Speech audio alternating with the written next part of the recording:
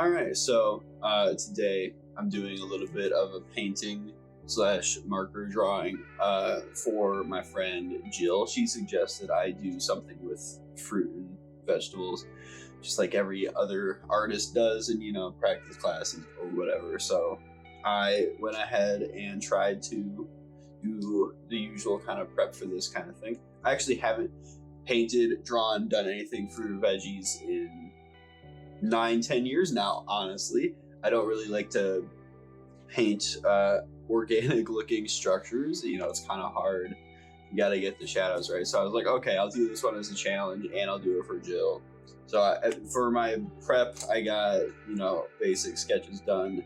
I also did kind of a study on where the highlights and shadows would be in the lighting situations, whatever they might be, and where the ridges, where the knobs, where the bumps, where everything needs to be. So that way, when I'm putting the colors in, I know where the values need to be, and I can make it look right. And then after I got all that kind of practice work done, making sure everything looked okay structurally, I got out my set of markers and did the rough color study. I just kind of scribbled all over the place and then picked out the markers for each fruit and veggie that looked right. Easy peasy, nothing too crazy there.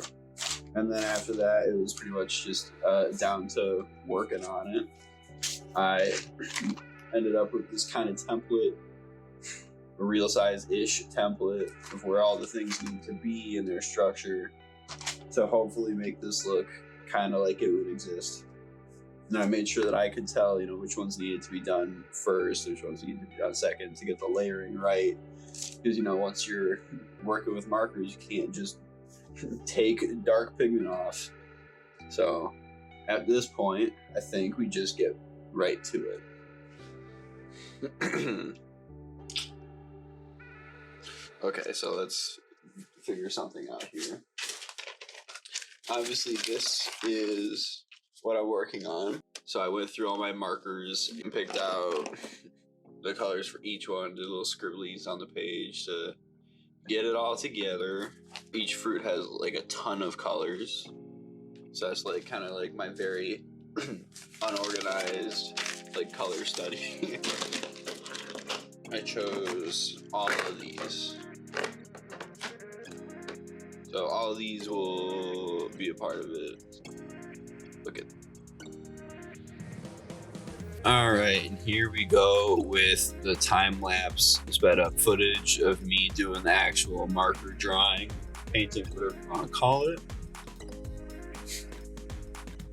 First is the apple, and I'm just kind of roughly putting in where everything is right now. As a first step, I'm gonna kind of go through and do each fruit and get everything kind of in place, and then come back and fine-tune everything a little bit later. But I want to make sure kind of all the color values are where they need to be. So I've got the basic reds and oranges and yellows, plus I've got the bottom edge darker and the edge facing the light with a highlight. And I use a kind of like an eraser, like a clear marker to kind of pick up the pigment as like an eraser tool type of thing to get the highlights. And I use that kind of to just get the rough shape of the apple in. Then I move to the next one, strawberry.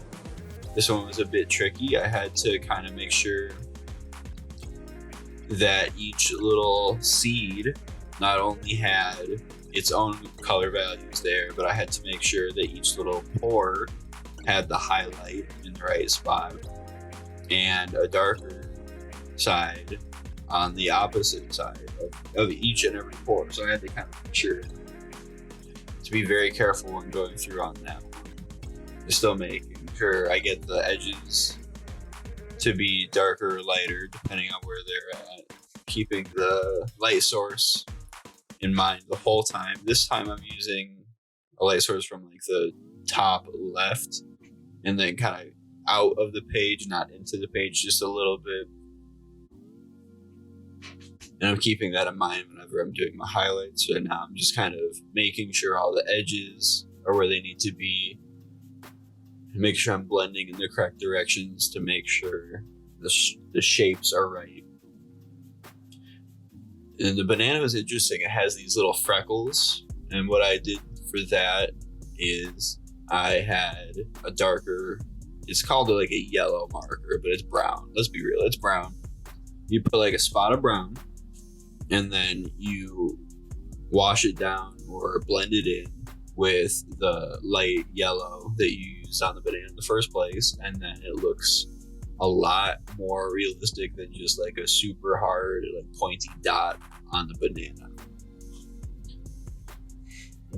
That's how you kind of like get texture on something like a banana, since it's just like a smooth yellow peel, not really anything going on except for edges and dots until it gets brown. The pear, it's really hard to see the texture from here. You get to see it later in the video, but right now you can only see a couple of the little splotches. The pear really has more discolorations than anything. You know, like a couple of speckles, but not really. The cucumber is where it gets really fun. It has these little knobs on it, little bumps sticking out, so you have to account for those. And it also starts from like a yellowish green towards the stem and goes to a blue-green at the bottom. So I had fun putting in a lot of yellow and blue and washing it down with the green and blending it back in. Obviously, the eggplant is straight up purple. There's like, I guess, darker and lighter purples that you have to account for, but dang, eggplants are already pretty dark, so not a whole lot of extra stuff you can do to it. But I make sure I get it pretty dark. I always kind of start lighter, even if it is definitely a darker shade. I want to start light and work my way into the dark. Make sure that I'm not overstepping my bounds, since it's a lot harder to remove the darker pigment with marker. It's not like I could just go right over it. Now we get to the fun part, the peach. I loved doing the peach. It had the most colors on my little list of markers that I needed. It's got oranges, reds, yellows, and green for the leaf. And that's, I think, the most colors just in the skin of the fruit besides an apple, but I picked a Fuji, so the Fuji's just a little less exciting than a peach. And yet I got to be really aggressive with the color saturation in the peach cheeks, and it was just great. I loved it. All the blending and stuff, it made it look really great. And I could just put little designs of whatever, polka dot, stripes, zigzag, whatever, blended in. Looks good. The kiwi was a stark contrast. It's all browns.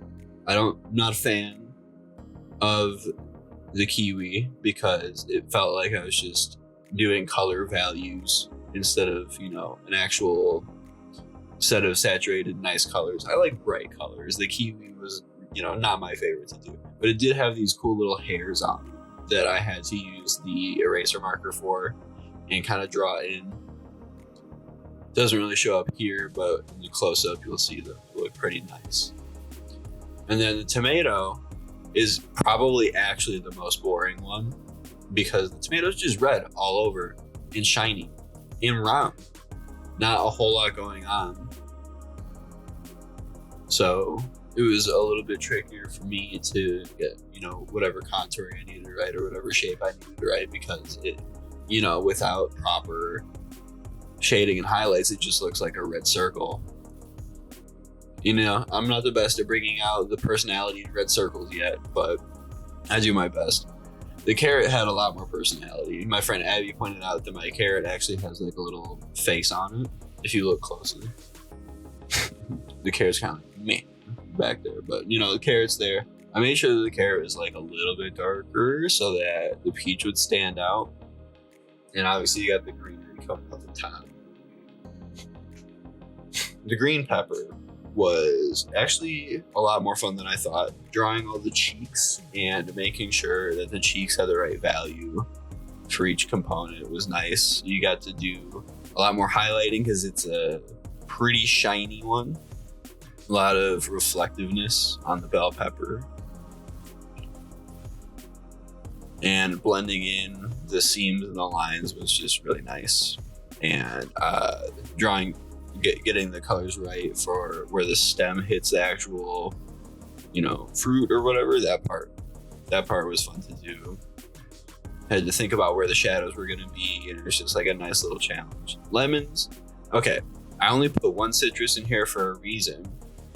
Citrus have these like porous skins that have all these, it's like slippery and shiny and nice, but also there's all these pores. So at the bottom, I put in like a couple of darker yellow spots and washed them with the yellow over top to kind of blend them in. I did the same at the top, but in reverse. I kind of like wiped some spots away, or heavily wiped away, and then put yellow dots and wiped over that, so that way it just kind of looked like it had the right texture. Squash in the back, nothing too crazy. It's way in the back, behind a bunch of stuff. I just made sure that you could see the ridges, and I made sure that the stem was fun. Made it nice and curly. I made sure to put a little bit of brown in the stem, blended it with the dark green. That way it looks a little bit more natchy, a little natural. A light blue background, not necessarily the sky, but it could be, who knows. But I did make sure that the surface that the fruit was on was kind of like a wooden table vibe, little wooden texture. A lot of heavy strokes with leftover edges on the strokes, just to kind of give it that more of a wood grain vibe than canvas. It's not perfect, but I'm not going for giant wood planks here.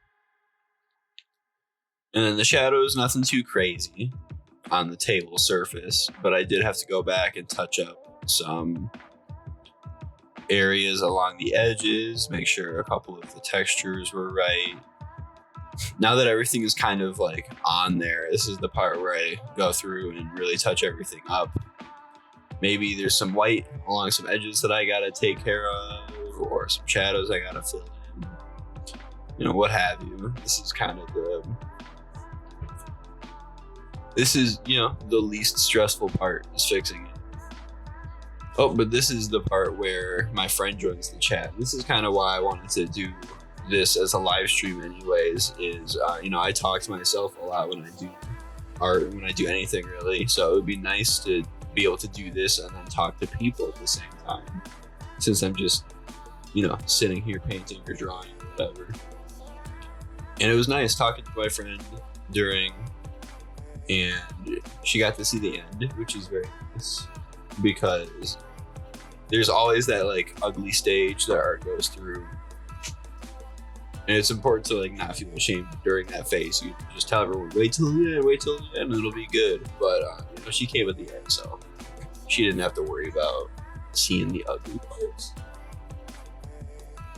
Anyways, thank you guys for watching this. I hope to see you guys in the next one, and please do go ahead and check out my Instagram for more of my art, my YouTube channel for more videos, hopefully a lot more in the future. Check out my Redbubble page. I sell merchandise with my art on it. I really appreciate that. Hoodies, clothes, blankets, whatever you want, I got it there. It's got my art on it.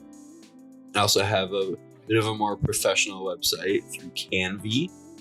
So go ahead and come and check me out through Canvy. Come and see some more professional showcases of my work. And thank you. Have a good one.